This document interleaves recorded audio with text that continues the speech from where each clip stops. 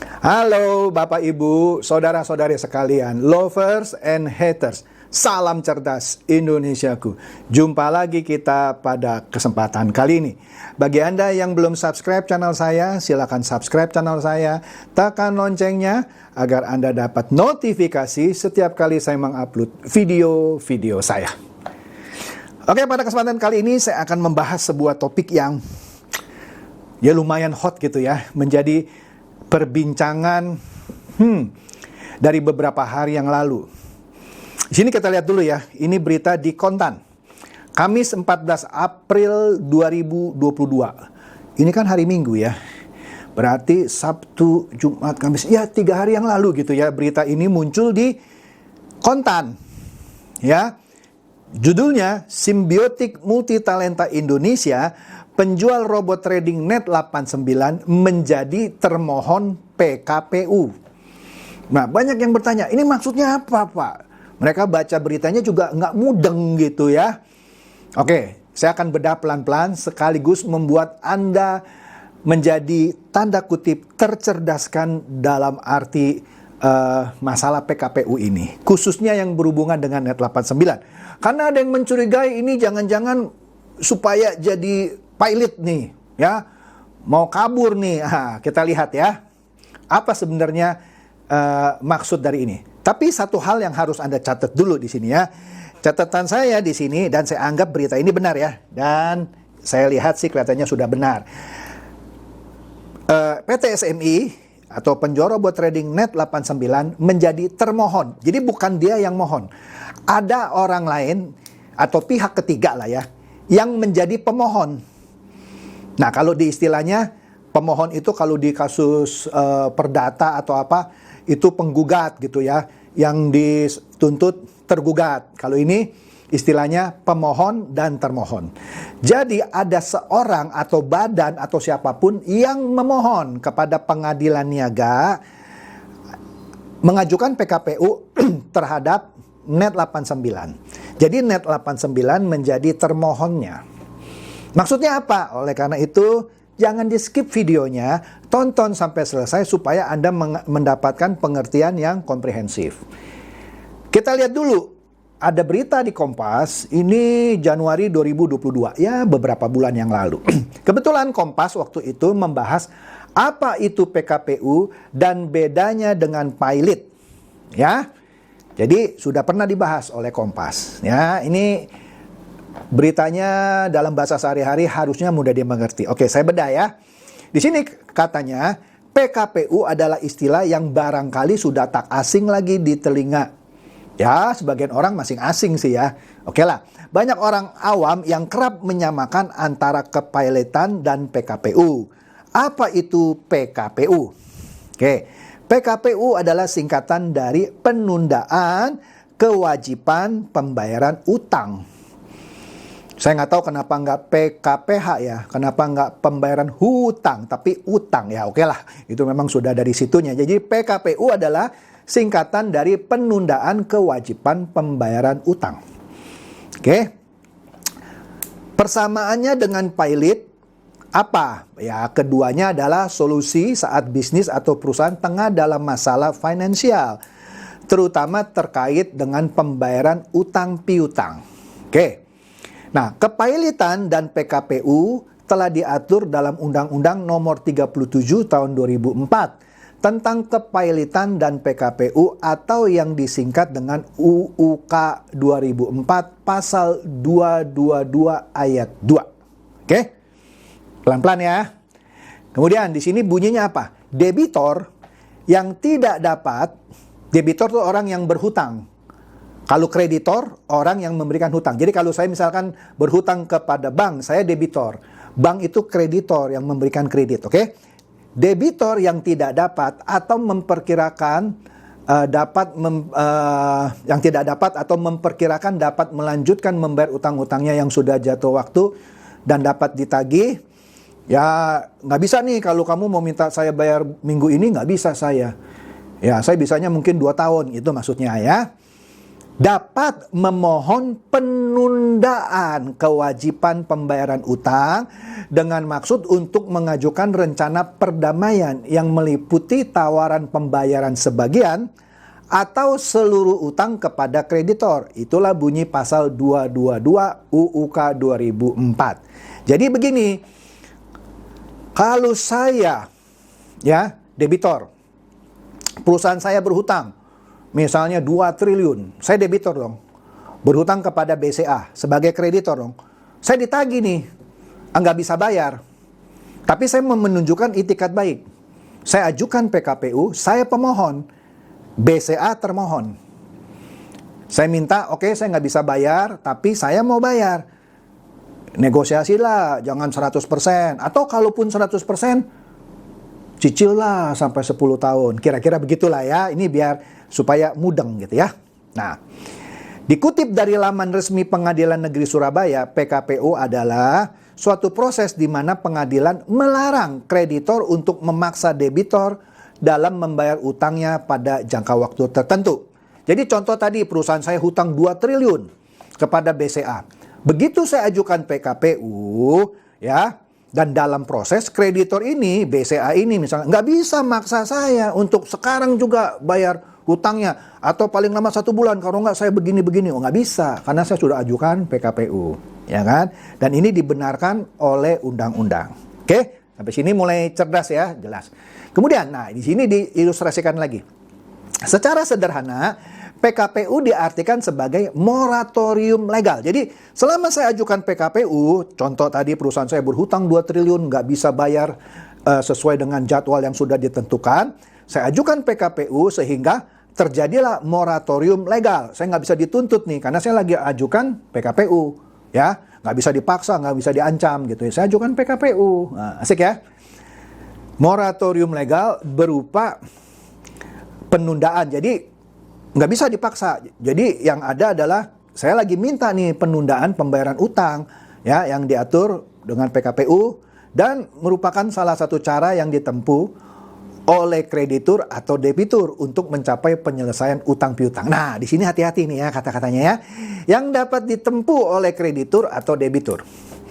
Kalau saya sebagai debitur mengajukan PKPU, jelas karena saya nggak mampu bayar. Saya minta penundaan kewajiban pembayaran utang. Contoh tadi, perusahaan saya berhutang 2 triliun, nggak mampu bayar, jatuh tempo sudah lewat, sudah diuber-uber gitu ya. Tapi saya mau beritikat baik gitu ya, saya ajukan PKPU. Saya sebagai debitur, itu yang paling logis. Saya berhutang, saya mohon, pemohon. Termohonnya BCA. Itu logika PKPU yang paling umum sebenarnya. Tapi di sini terbuka juga oleh kreditur. Dalam kasus tadi, bisa saja yang ajukan PKPU BCA, bukan saya. BCA sebel nih, ya kan? Saya ditagi-tagi, enggak mau bayar-bayar, alasan beginilah nggak ada duit gitu. BCA yang mengajukan PKPU terhadap saya. Kalau itu terjadi, BCA sebagai kreditur, dia menjadi pemohon PKPU. Saya termohon. Jadi BCA mengajukan permohonan kepada pengadilan niaga, misalnya, tolong dong itu si perusahaan Pak Chandra diputus bahwa dalam waktu selambat-lambatnya 1 tahun misalnya harus bayar. Kalau nggak pilot. Nah gitu. Kalau pilot, konsekuensi saya semua aset disita nanti bisa dikasih ke BCA. Ya kan? Bisa diajukan oleh BCA. Ya, kalau tadi saya bisa karena memang maunya saya nunda. Kalau saya ngajukan, saya mintalah 10 tahun deh gitu. Tapi bisa juga BCA sebagai kreditur yang mengajukan PKPU. Dia duluan yang ngajukan. Saya minta dalam 1 tahun harus selesai. Itu ilustrasi sederhana ya. Sampai sini tambah cerdas ya. Oke. Kemudian, pada jangka tersebut, debitor dapat mengajukan rencana perdamaian. Debitor saya nih dalam hal ini berhutang 2 triliun dengan para kreditornya. Nah, biasanya yang mengajukan, kalau kreditor yang mengajukan harus ada 2. Harus ada 2. Misalnya saya berhutang dengan BCA dan BNI.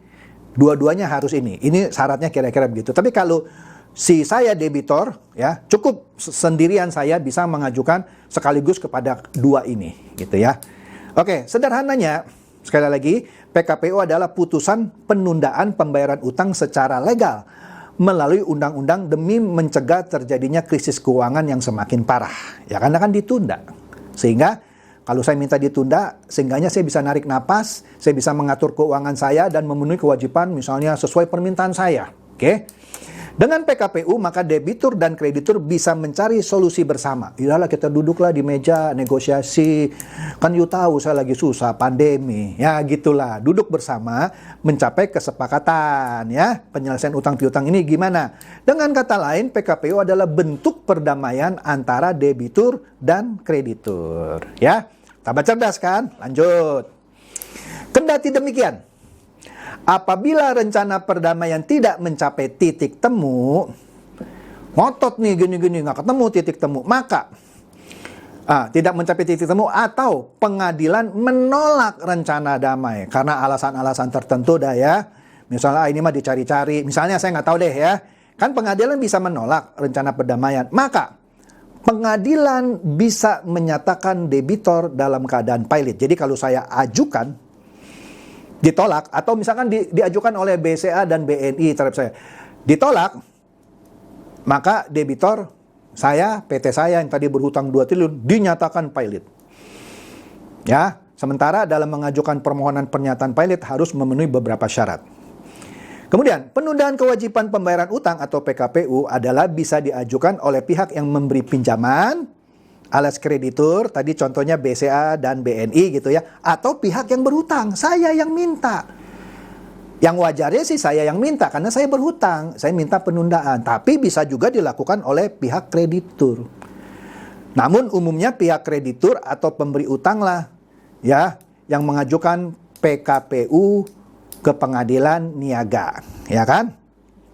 Karena dia merasa, saya ini kelamaan nih, udah dia yang mengambil inisiatif, si krediturnya, ya, yang mengajukan permohonan PKPU.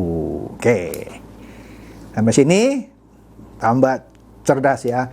Kemudian sini bunyinya ya, debitor yang mempunyai 2 atau lebih kreditor, tadi contoh saya BCA dan BNI, dan tidak membayar lunas sedikitnya satu utang yang telah jatuh tempo, jatuh waktu, dan dapat ditagih, dinyatakan pailit dengan putusan pengadilan, baik atas permohonannya sendiri maupun atas permohonan 1 atau lebih kreditornya. Bunyi pasal 2 ayat 1 UUK 2004. Jadi, kalau saya sebagai debitor yang punya 2 atau lebih kreditor tadi BCA atau BNI yang tidak membayar lunas sedikitnya 1 utang. Jadi dari 2 itu minimum 1 utang itu harus dibayar lunas, ya. Kalau tidak, saya dinyatakan pailit. Baik itu karena permohonan saya sendiri atau permohonan dari kreditur. Makin pintar ya. Lanjut ya, lanjut. Nah, ada 2 jenis PKPU, ya. PKPU terbagi jadi 2, yaitu PKPU sementara dan PKPU tetap. PKPU sementara. PKPU sementara ini diputuskan oleh pengadilan niaga dan berlaku selama 45 hari. Nanti kita lihat ya, permohonan PKPU yang terhadap SMI atau NET 89 sudah dikabulkan belum? Nanti kita lihat ya. Dan kalau sudah diputuskan, dia berlaku 45 hari sejak dibacakan keputusannya. Setahu saya sampai sekarang belum ada keputusannya ya. Selama masa itu debitur, dalam hal ini kalau contohnya saya, harus menyiapkan rencana perdamaian ya, yang memuat skema pelunasannya bagaimana kepada krediturnya. Jadi saya, misalkan saya menjadi termohon, yang menjadi pemohonnya BCA dan BNI, saya mesti susun tuh ya plan saya untuk membayar, ya kan? Nah, dalam waktu 45 hari, karena berlaku selama 45 hari saja. Bisa deal, bisa tidak deal. Kemudian yang kedua, PKPU tetap. PKPU tetap akan diberlakukan apabila debitur, contohnya saya tadi, belum bisa menyiapkan rencana perdamaian. Jadi setelah 45 hari pun saya nggak bisa gitu menyiapkan rencana perdamaian. Putusan PKPU tetap berlaku selama 270 hari sejak putusan PKPU sementara dibacakan. Oke, periode 270 hari adalah masa di mana debitur harus sudah menyiapkan rencana penyelesaian kewajibannya, bukan batas waktu pelunasannya. Apabila batas waktu berakhir, debitur dan kreditur tidak mencapai kata sepakat, maka pengadilan niaga akan memutuskan debitur pilot. Oke lah, ini yang paling sederhana begitu, ya. Ya, oke. Beda PKPU dengan pilot apa? Nah, PKPU adalah proses negosiasi kan, tadi sudah saya terangkan ya, antara debitur, saya nih yang ngutang 2 triliun dengan kreditur, bank itu tadi BCA dan BNI. Sesuai dengan waktu yang ditetapkan pengadilan. Nah, jika pada waktu yang sudah ditetapkan ya, dan tidak bisa juga membayar kewajibannya, maka saya dinyatakan pilot. Dinyatakan pilot. Menurut Undang-Undang Nomor 37 Tahun 2004, perusahaan dinyatakan pilot, artinya ketika debitur, contohnya perusahaan saya yang berutang 2 triliun, ya, mempunyai 2 atau lebih kreditur dan tidak membayar utang yang telah jatuh tempo dan dapat ditagih, dinyatakan pilot perusahaan saya. Ya, status pilot adalah berlaku ketika sudah ada putusan pengadilan niaga, baik berasal dari permohonan sendiri atau salah satu maupun satu atau lebih kreditor. Ya kan? Jelas ya? Jadi kalau udah dikasih penundaan selama 270 hari maksimum nggak bisa tercapai, pilot lah. Oke? Nah, sudah nangkap ya? Kalau Anda masih nggak nangkap, Anda putar dari depan lagi. Oke, maju. Setelah dinyatakan pilot, pengadilan memutuskan untuk menjual seluruh aset perusahaan. Aset saya nih, perusahaan saya kan baik saya jadi pemohon atau termohon, maka perusahaan saya akan dijual asetnya, diputuskan untuk dijual dan hasilnya untuk membayar kewajiban debitur atau saya yang sudah berstatus pilot kepada kreditur. Oke? Berapapun aset yang disita akan diserahkan ke kreditur. Pengurusan aset selama pilot dilakukan oleh kurator yang ditunjuk oleh pengadilan. Dengan kata lain, hanya pengadilan niaga yang bisa memutuskan suatu perusahaan pilot atau tidak. Oke? Untuk dapat mempilotkan badan usaha, perlu ada syarat yang harus dipenuhi, terutama terkait kewajiban yang tidak bisa dibayarkan saat jatuh tempo. Pinter kan? Ya, pinter kan? Sekali lagi, kalau masih belum mudeng, putar lagi dari depan pelan-pelan. Makanya saya bilang dari awal, jangan di-skip. Karena ini pelajaran hukum. Oke lah, ini pelajaran singkat saja ya. Kita kembali lagi ke berita yang kontan tadi. Symbiotic Multitalenta Indonesia, penjual robot trading Net89 menjadi termohon PKPU. Nah, artinya apa? Yang memohon PKPU bukan PT SMI, ada pihak ketiga. Nah, pertanyaannya siapa pihak ketiga? Tadi kan dikatakan, yang bisa menjadi pemohon bisa 2 kan? Si debitur, kalau contoh tadi saya, yang berhutang. Atau yang memberi hutang. Nah, di sini ternyata Net89 menjadi termohon. Nah, pemohonnya siapa? Sampai sini mulai menarik ya. Ada 2 kemungkinan. Pemohonnya mungkin orang yang dihutangi. Dihutangi. Kan tadi dikatakan boleh debitor, boleh kreditor. Kemungkinan pertama, yang pemohon itu kreditor. Yang memberi hutang. Karena dia ditagih-tagih, nggak bayar-bayar. Siapa yang bisa jadi kreditornya Net89 sebagai pemohon? Karena nanti saya kasih lihat dari sistem informasi penelusuran perkara Jakarta Pusat tidak jelas. Siapa yang menjadi pemohon? Cuma ada nama pengacaranya saja. Jadi saya mengandai-andai. Kemungkinan pertama, pemohon PKPU atas Net89 bisa 2 kreditor. Misal kayak contoh saya tadi, bisa BCA, bisa BN. Ini misal. Karena mereka kasih hutang ke SMI nggak bayar-bayar. Udahlah berdua kompak, udah ajukan PKPU. Ya. Ke pengadilan niaga, minta dalam waktu 1 tahun juga harus bayar. Nah, diajukan. Itu kemungkinan pertama. Karena mereka merasa SMI sudah dikasih hutang, contohlah kayak tadi 2 triliun, misalnya buat bangun tower, misalnya, ini contoh. Nggak bayar-bayar. Bisa dong? Bisa sekali. Jadi, si SMI sebagai debitur ada dua bank, misalnya BCA dan BNI, yang menjadi pemohon. Atau para pemain robot trading. Iya dong, karena ini harus bayar, nggak bayar-bayar. Bisa menjadi pemohon PKPU. Udah mulai pinter kan? Jadi kemungkinan kedua, pemohonnya para pemain robot trading. 2 orang saja cukup. 2 orang saja cukup. Karena kesel nih, lama ini. Withdraw bisa 6 bulan, bisa setahun gitu ya. Diajukanlah PKPU. Pokoknya dalam waktu 3 bulan mesti lunas. Misalnya, kan nggak tahu saya siapa ini gitu kan. Ya kan? Yang pasti PT SMI bukan sebagai pemohon, dia yang termohon. Jadi kemungkinan pertama yang saya bisa duga dari pihak bank, kreditur, yang merasa hutangnya nggak dibayar-bayar. Atau dari pemain robot, yang merasa uangnya nggak dibayar-bayar. Kan bisa jadi kreditur dia. Atau ketiga, orang yang berhutang kepada PT SMI. Jadi yang pertama dan yang kedua, orang yang memberikan hutang ya, bisa bank, bisa para pemain. Kan pemain sebenarnya lagi dihutangin gitu sama PT SMI. Jadi PT SMI lagi ngutang. Yang kemungkinan pertama ngutang sama bank, yang kemungkinan kedua ngutang sama para pemain. Belum bayar-bayar kan? Tapi kemungkinan ketiga, ini dia nih. Ada orang yang berhutang ke SMI, enggak bisa bayar-bayar. Yang ketiga nih ya, ada orang yang berhutang sama SMI dan nggak bayar-bayar.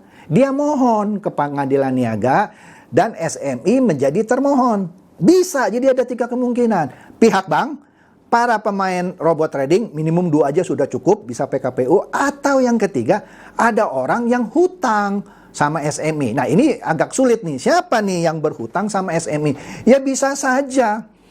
Misalnya, ini saya mengandai-andai ya, saya tidak bilang ini pasti benar. Misalnya ada orang atau PT ngutang sama SMI. SMI kan waktu ini masih jaya, ada satu PT gitu ya. Dia berhutang. Aku pinjam dong, kan uang kamu banyak nih ya. Aku pinjamlah 1 triliun. Aku perlu nih. Ya udah nih, SMI kasih hutang. Kemudian SMI mau nagih-nagih, nggak dibayar-bayar. Sebenarnya kalau ini yang kejadian, PT SMI bisa mengajukan PKPU. Yang orang yang hutang kepada SMI menjadi termohon. Tetapi bisa juga orang yang sudah diberi hutang, dia yang mengambil inisiatif mengajukan PKPU ke pengadilan niaga. Jadi dengan kata lain, dia ambil tindakan cepat. Oke lah, saya mohon sama pengadilan niaga untuk mengabulkan bahwa saya ngutang nih sama SMI, saya nggak bisa bayar, tapi saya bisa bayar 10 tahun misalnya. Dia ajukan, karena di sini Net 89 sebagai termohon. Ya. Jadi kemungkinan ketiga ada orang yang berhutang sama PT SMI, misalnya ya tadi lah, utangnya untuk apa nggak tahu gitu ya, ditagih sama SMI, orang ini nggak bayar-bayar, maka orang ini mengambil inisiatif menjadi pemohon, SMI sebagai termohon. Tambah cerdas ya, mulai tambah cerah. Lanjut, di sini kita lihat ya, di sini yang membuat komplikasi beritanya. Tapi nggak tahu lah ya, karena saya nggak tahu sih siapa yang pemohonnya. Bisa pihak bank yang sudah memberikan kredit tapi nggak dibayar-bayar. Bisa pemain yang mengajukan PKPU. Bisa orang yang dikasih hutang justru sama PT SMI. Ya, ada 3 kemungkinan. Saya nggak tahu yang mana, karena entar kita lihat dah ya. Di sini dikatakan pengembalian dana investor dari tawaran investasi yang diduga melanggar hukum ibarat mengurai benang nan kusut. Tak adanya kepastian pengembalian dana, ini pula yang menyebabkan kesabaran investor terkikis hingga menempuh berbagai cara. Salah satunya lewat penundaan kewajiban pembayaran utang. Kalau dari judul, isi berita ini seakan-akan ada investor atau pemain robot trading yang mengajukan PKPU. Jadi yang seperti ilustrasi saya, seakan-akan berita ini mengindikasikan bukan pihak bank. Kan saya bilang kemungkinan pertama pihak bank nih yang sudah kasih hutang kepada SMI untuk bangun tower misalnya. Kelihatannya tidak. Di sini beritanya seakan-akan mengindikasikan ada pemain yang mengajukan PKPU. Karena merasa diulur-ulur nih. Dia mengajukan permohonan ke pengadilan niaga di mana PT SMI-nya jadi termohon. Nah, di sini dikatakan terbaru kasus robot trading Net 89 oleh PT Simbiotik Multitalenta Indonesia atau PT SMI. Nah, ada orang yang namanya Rizal Patuan Lubis. Ini seorang pengacara sih. Kalau saya lihat, ntar kita lihat dari Sistem Informasi Penelusuran Perkara Pengadilan Negeri Jakarta Pusat. Dia pada tanggal 12 April memilih mendaftarkan PKPU. Jadi dia jadi pemohon. Ya, atas SMI dengan nomor perkara Anda lihat di situ 92 garis miring PDT titik sus dash PKPU garis miring 2022 PN Niaga Jakarta Pusat. Investor Net 89 lain berinisial GB, tapi GB ini bukan sebagai pemohon ya, karena ini kan investor lain dia cerita, tapi yang pemohonnya sudah jelas Rizal Patuan Lubis. Bilang hingga saat ini belum menerima kembali dana investasinya. Saya sudah withdraw tapi dana belum cair ke USDT ya. Member Net 89 lainnya juga banyak yang belum cair. Keluh GB ke kontan pada hari Rabu 13 April. Kemudian Andreas Andrianto, CEO PT SMI menepis kabar belum ada pengembalian dana. Ia bilang proses pengembalian masih berlangsung, yang dicicil gitu ya, tapi kan nggak semuanya dapat. Atas PKPU, Andreas belum mau berkomentar dengan alasan saya belum terima gugatannya. Ya, kan ini ada yang mohon, yang tadi Rizal namanya, dia belum dapat ininya, ya kan? Tulis Andreas dalam pesan singkat kepada kontan. Nah, di tengah-tengah itu ada yang orange, hati-hati, tidak ada dana nasabah investasi bodong yang kembali 100%. Betul, selama ini belum ada cerita sejarahnya. Tetapi, kabar reskrim sudah bilang, para korban robot trading buatlah paguyupan, tunjuklah kuasa hukum supaya buat gugatan, nanti aset yang disita dikembalikan ke korban yang melapor. Kan saya sudah buka email saya. Saya kasih lagi lah satu kali lagi nih email saya ya. Saya kasih waktu paling lambat malam ini jam 24 karena ini sudah dari minggu lalu saya umumkan. Setelah itu saya tutup. Bagi korban Net 89 yang mau bergabung ke paguyupan silakan email yang ini. Oke? Saya tunggu sampai malam ini jam 24. Setelah itu saya tutup.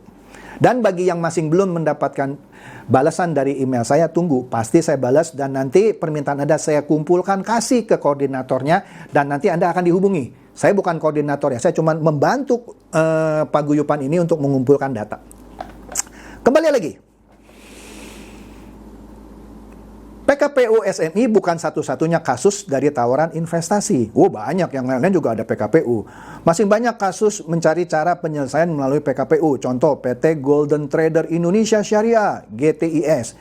Hingga tawaran umroh oleh First Travel. Ya, lihat tabel. Udahlah, saya nggak usah bahas. Apesnya aset yang diduga hasil pelanggaran hukum berujung masuk ke kas negara. Iya, karena tidak ada tuntutan spesifik harus dikembalikan ke korban.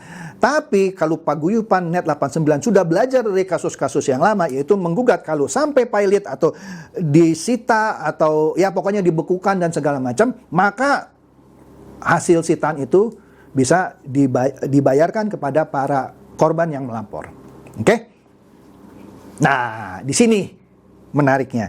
Saya akses langsung di SIPP atau Sistem Informasi Penelusuran Perkara Pengadilan Niaga, PN Pengadilan Niaga Jakarta Pusat. Ini kecil, saya akan belah dua supaya gampang dibaca, agak besar gitu ya. Kita lihat bagian pertama di atas. Kita lihat ini, ya. Nah, di sini kita lihat di SIPP Sistem Informasi Penelusuran Perkara bahwa permohonan ini diajukan Selasa 12 April, yaitu PKPU nomornya sekian, Anda bisa lihat. Pemohonnya siapa? Seorang yang namanya Rizal Patuan Lubis SH. Nggak jelas di sini siapa. Yang pasti bukan pihak bank. Kemungkinan ini adalah pemain robot trading. Kemungkinan, saya nggak tahu. Atau ini orang yang berhutang. Tadi kan, dia hutang nih sama SMI, tapi nggak bisa bayar sesuai tagihan SMI. Nggak tahu saya. Karena nggak jelas ini. Nah, kuasa hukumnya ada Eliezer Pardede SH dan Rizal Patuan Lubis SH sendiri. Waduh, jadi Rizal Patuan pemohon dan juga kuasa hukum. Oke lah, itu urusan mereka ya. Yang menjadi termohon Simbiotik Multitalenta Indonesia, SMI Net 89. Petitum atau permohonannya kira-kira ya, mengabulkan permohonan penundaan kewajiban pembayaran utang atau PKPU yang diajukan oleh pemohon PKPU terhadap termohon PKPU, yaitu PT Simbiotik Multitalenta Indonesia, untuk seluruhnya dengan segala akibat hukumnya. Jadi dia mohon, dia ngajukan supaya dikabulkan gitu ya. Nah, tapi kan kita nggak lihat kan apa yang dia minta. Menetapkan penundaan kewajiban pembayaran utang atau PKPU sementara yang tadi sudah saya bahas ya, untuk paling lama 45 hari terhitung sejak putusan ini diucapkan. Putusannya belum diucapkan ini, belum diputuskan gitu ya. Tapi dia minta untuk menetapkan yang PKPU sementara yang seperti yang sudah bahas ya. Kemudian apa lagi yang bisa kita lihat di sini ya dari SIPP ini. Kemudian nomor 3. Menunjuk hakim dari pengadilan niaga pada Pengadilan Negeri Jakarta Pusat sebagai hakim pengawas dalam proses penundaan PKPU termohon PKPU. 4. Menunjuk dan mengangkat saudara Louis Mamusung SH, kurator dan pengurus yang terdaftar di Kementerian Hukum dan HAM RI, bla bla bla, yang berkantor di bla bla bla gitu ya. Minta untuk ditetapkan sebagai kurator. Kemudian menetapkan sidang yang merupakan rapat permusyawaratan hakim untuk mendengar laporan hakim pengawas tentang perkembangan yang dicapai selama proses PKPU sementara paling lambat pada hari ke-45 ya, sejak putusan PKPU sementara diucapkan. Memerintah pengurus untuk memanggil termohon PKPU dan kreditor yang dikenal dengan surat tercatat atau melalui kurir menghadap dalam sidang tersebut ya. Jadi minta yang termohonnya itu SMI itu dipanggil. 5. Menetapkan biaya pengurusan dan imbal jasa pengurus dan akan ditetapkan kemudian setelah penundaan kewajiban pembayaran utang berakhir. Berapa biayanya diminta ditetapkan. Menetapkan biaya permohonan sesuai dengan ketentuan yang berlaku. Ya kan? Menarik ya? Jadi di sini kita nggak tahu yang namanya Rizal tadi siapa? Pasti bukan pihak bank, karena di sini sebagai pribadi dia. Apakah dia pemain robot trading? Mungkin. Atau jangan-jangan Rizal ini yang berhutang ke PT SMI, ya, minta ditunda, ya. Nah, dampaknya apa dari PKPU ini? Memang benar kalau tidak ada kesepakatan selama 207 hari, tadi ya saya lupa, 207 atau 270 saya lupa. Bisa saja dinyatakan pilot. Siapa yang dinyatakan pilot? Kalau Rizal itu adalah yang berhutang kepada SMI, Rizal ini bisa dipilotkan. Kalau Rizal punya hutang. Tapi kalau Rizal dihutangi, terbalik ya, Rizal dihutangi. Rizal ini pemain robot trading dah. Kan dia dihutangi, belum withdraw. Kalau selama 270 hari nanti enggak deal juga, maka SMI yang pilot. Kalau SMI pilot, maka seluruh asetnya bisa disita, kemudian sesuai dengan gugatan daripada para paguyuban bisa dibagikan kepada para korban yang melapor. Tapi kita kan nggak tahu nih siapa. Apakah Rizal pemain robot trading? Apakah Rizal sebagai orang yang ngutang? Kalau Rizal sebagai orang yang ngutang, aman. Nggak ada hubungannya dengan para pemain robot trading, karena konsekuensinya yang pilot ya Rizal sebagai orang yang berhutang kepada SMI. Konsekuensi terburuknya adalah Rizal yang pilot, SMI tidak pilot karena dia memohon, dia mau minta nunda hutangnya. Tapi kalau Rizal pemain robot trading, maka SMI bisa dibikin pilot. Masalahnya, Pak, apa hubungannya ini dengan kita-kita yang sudah ngurus paguyuban dan sebentar lagi akan melaporkan ke Polda atau ke Barreskrim? Ya tetap saja gugat, nggak ada urusannya dengan PKPU. Ya, mereka mau berdua bernegosiasi soal hutang piutang mereka, nggak ada hubungan dengan gugatan pidana atau perdata terhadap ya para korban robot trading. Jadi nggak usah khawatir, nggak ada hubungannya. Anda tetap bisa melakukan gugatan. Jadi itu jawaban saya, Pak, ini apa hubungannya dong nih dengan kami-kami yang mau menggugat? Gugat saja, nggak ada hubungan, ya. Jadi santai coy, ya. Santai, lakukanlah gugatan terhadap ini, ya. Oke, semoga ini mencerdaskan dan mencerahkan Anda semua. Silakan share video saya ini kepada teman-teman, sahabat atau kerabat supaya mereka tambah cerdas dan tercerahkan. Seperti biasa, terima kasih.